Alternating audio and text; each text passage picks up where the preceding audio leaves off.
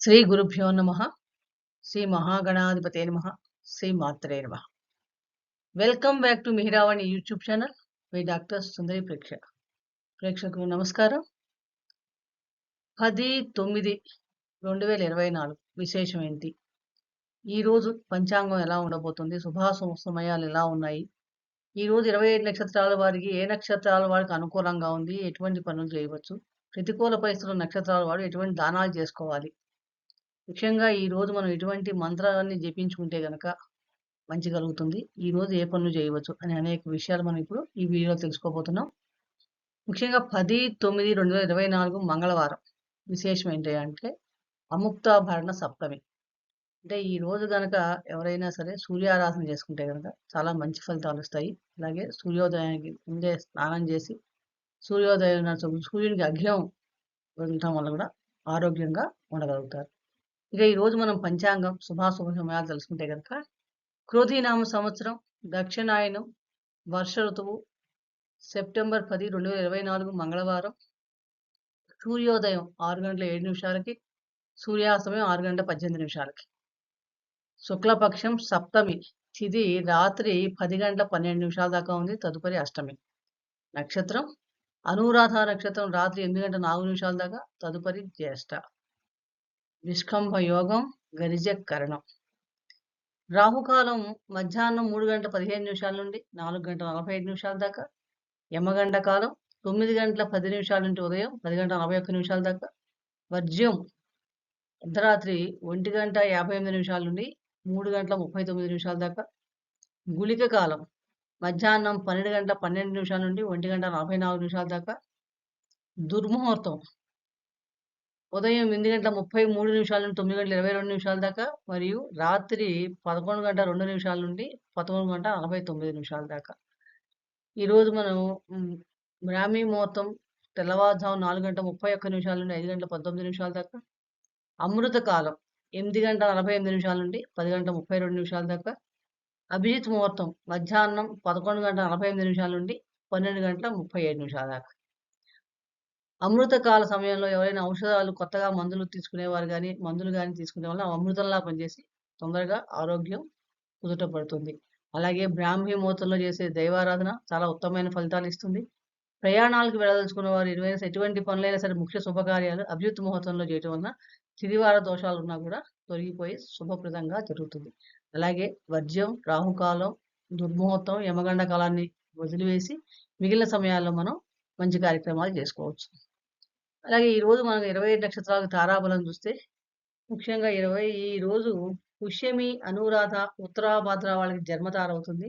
సహజంగా జన్మతార అన్నిటి కూడా అంత మంచిలా కాదు. మూడో పాదం ముఖ్యంగా మూడో పాదం సమయం కొంచెం అధికంగా చెడు చేసే లక్షణం ఉంటుంది. కాబట్టి తప్పనిసరి పరిస్థితుల్లో ఏదైనా ముఖ్య కార్యక్రమాలు చేయదలుచుకుంటే కనుక ఈ నక్షత్రంలో పుట్టిన వారు ఆకుకూరలు దానం చేస్తే కనుక చాలా మంచి ఫలితాలు వస్తాయి. అలాగే ఆశ్లేష, జ్యేష్ఠ, రేవతి నక్షత్రం వాళ్ళకి పరమ మిత్రతార అవుతుంది. ఈ పరమ మిత్రతార ఉన్న రోజు మనం చేసే పనులు ప్రయత్నం కొంచెం గట్టిగా చేస్తే కనుక ఆ పనుల్లో విజయ అవకాశాలు లభించి చివరిలో ఆర్థిక లాభాలు ఉంటాయి.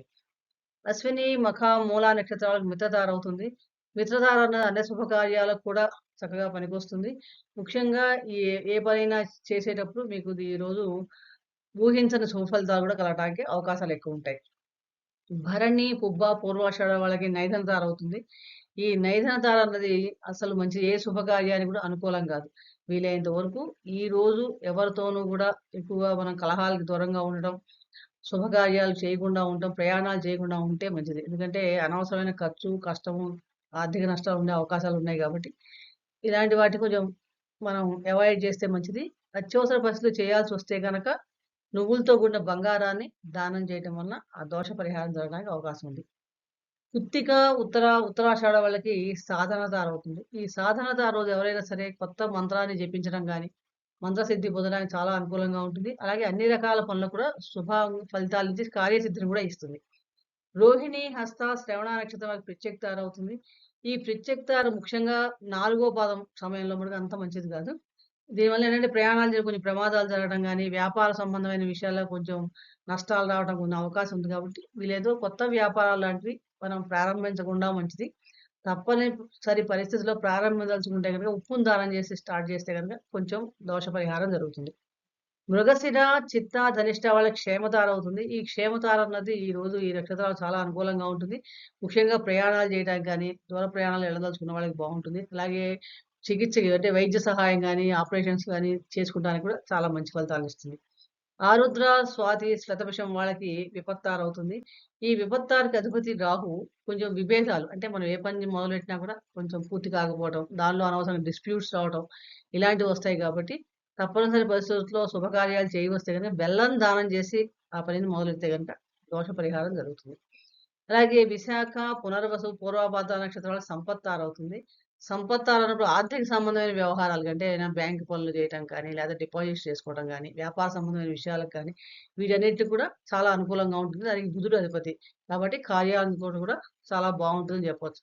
కాబట్టి తారాబలం బావున్నవారు ఈరోజు ముఖ్యంగా దానికి తగ్గట్టుగా పనులు చేసుకోండి. మిగిలిన వారు అత్యవసర పరిస్థితిలో ఆహ్, తప్పిన దానాలను చేసుకోవడం వలన అనుకూలమైన ఫలితాలు పొందగలుగుతారు. ఈరోజు మేషరాశి వారికి అష్టమ చంద్రుడు, సింహరాశి వారికి అర్ధాష్టమ చంద్రుడు, ధనుర్రాశి వారికి ద్వాదశ చంద్రుడు. వీరు ముగ్గురు కూడా వీలైనంత వరకు దూర ప్రయాణాలు చేయటం గాని, శుభకార్యాలు కానీ చేయకుండా ఉంటే మంచిది.